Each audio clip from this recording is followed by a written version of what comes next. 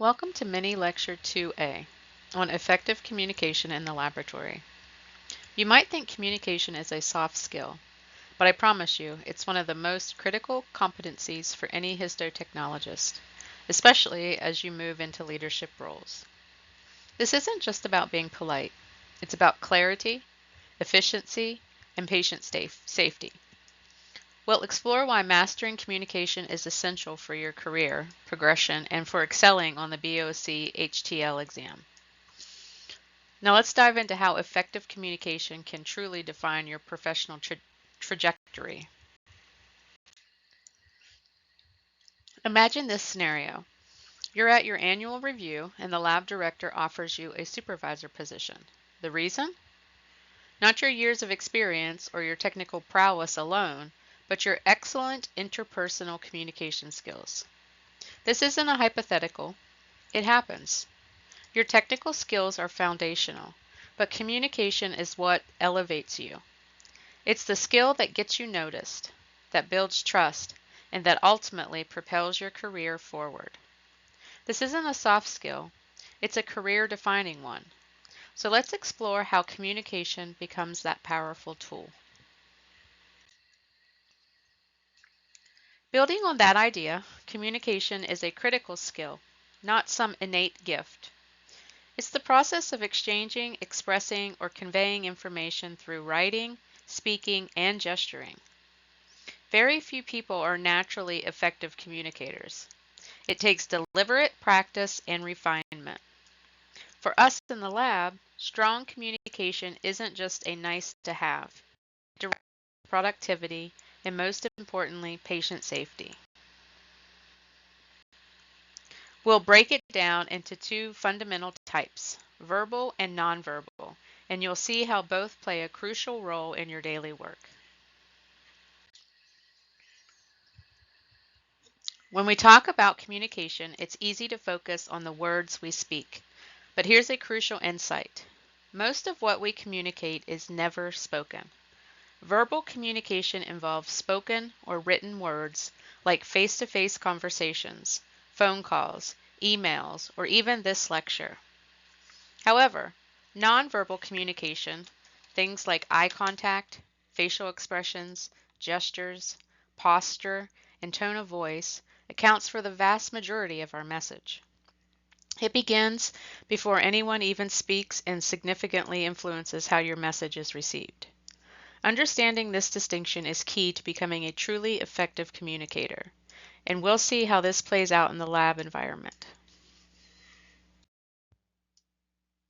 Now, let's consider a common pitfall in laboratory communication: jargon. Phrases like, "don't run the stats," "the QC hasn't came off Harry Potter yet," might make perfect sense to us, but they're often confusing to nurses and physicians. This specialized language, while efficient internally, becomes a significant barrier to interprofessional communication. Good communication means avoiding lab-specific jargon, especially when speaking with colleagues outside our immediate discipline. Inclusiveness in language builds belonging and helps everyone do their job more effectively, which is vital for patient care. Next, we'll look at specific habits that define a professional communicator. Moving beyond jargon, let's consider the broader habits that define a professional communicator. These aren't just polite suggestions. They're foundational to building trust and credibility in any professional setting, especially in a lab. You want to speak clearly, avoiding slang or filler words that can undermine your message or make you seem less confident. Always use preferred pronouns and names, showing respect for your colleagues and fostering an inclusive environment. Remember, your nonverbal cues matter too. Sitting up straight and making appropriate eye contact conveys confidence and engagement. It's also crucial to admit when you don't know something, then actively seek the answer. This demonstrates integrity and a commitment to accuracy, which is vital in histotechnology. Finally, be receptive to others. Don't interrupt, give them your full attention, and stay humble, always open to feedback. These habits are essential for effective verbal communication, and they set the stage for how we build trust through active listening. Building on those professional communication habits, active listening is perhaps the most critical skill for managers to cultivate because it's how you build trust. Active listening isn't just about hearing words. It's a deliberate way of listening and responding that improves mutual understanding. Think about a manager who truly gives you their undivided attention, like turning off a screensaver or asking a coworker to cover the phone. Those small acts communicate profound respect. The 6 goals of active listening are straightforward. Pay attention, seek clarity, share ideas, withhold judgment, identify key points, and reflect on what you hear. When you actively listen, you're not just waiting for your turn to speak. You're fully engaged in understanding the other person's perspective. This skill is paramount for effective leadership and is often tested indirectly on the BOC HTL exam through scenario-based questions involving personnel management.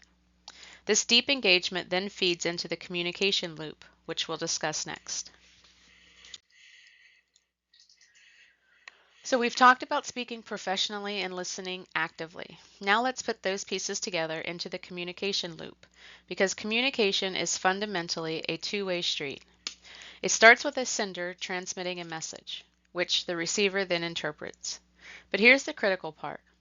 Without feedback from the receiver, that loop is broken, and miscommunication is almost guaranteed.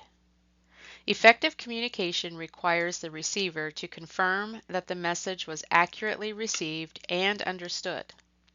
This isn't just about big conversations. It applies to every form of communication in the lab: phone calls, emails, daily huddles, and even written notes. If you're a manager, you need to ensure your team understands your directives and they need to feel comfortable providing feedback if something is unclear. This concept of closing the loop is vital for preventing errors and maintaining a cohesive team, and it's a core principle of effective laboratory operations. This principle is even more critical when we consider written communication, which has a permanence that verbal exchanges do not. Building on the idea of closing the communication loop, we need to address written communication because it's permanent.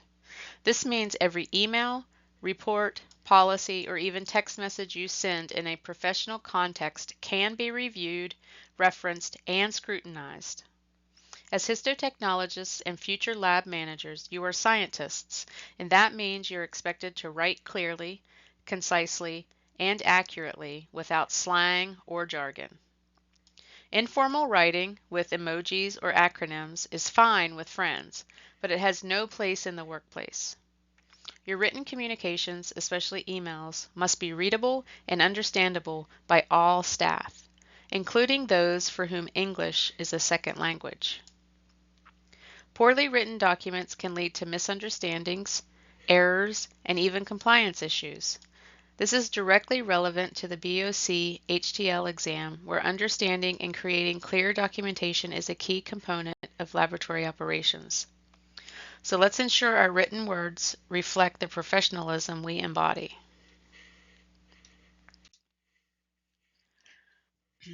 A poorly written email can seriously damage your professional image. Think of every email as a reflection of your attention to detail and your respect for the recipient. Always start with a proper greeting and clearly identify who you're addressing. Keep your message focused on one topic, making it easy to read and understand. And please, proofread for spelling, grammar, and punctuation. These small errors undermine your credibility. Avoid slang or emojis in professional correspondence. Always use a clear subject line so your recipient knows what to expect. And before you hit send, double check that attachments are included and your contact information is visible. This isn't just about good manners. It's about effective, professional communication that the BOC expects you to master. This attention to detail in written communication is a hallmark of professionalism, which we'll see in our next example. We just talked about how written communication impacts your professional image. Now let's look at how verbal communication does the same thing, often with immediate consequences. The core difference between scenario 1 and scenario 2 is simply professionalism. In scenario 1, the lack of verbal etiquette and willingness to help leaves the caller frustrated and the issue unresolved. It reflects poorly on the individual and the lab. But in scenario 2, the MLS immediately identifies themselves, offers assistance, and actively works to resolve the problem. This approach builds true trust and respect. The real-world outcome here is critical.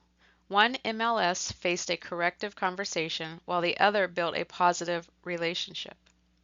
This shows how your communication choices directly impact your professional standing and the lab's reputation. And these communication skills are constantly tested in the lab, every single day. As we've seen, communication isn't just a soft skill. It's a critical component of laboratory operations, and it's tested constantly. The BOC HTL exam directly assesses your knowledge of professional communication and etiquette.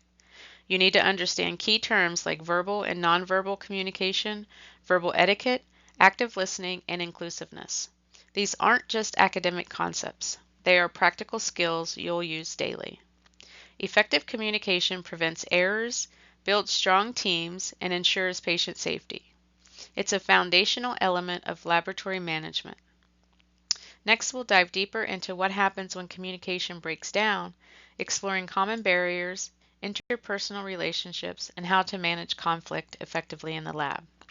See you then.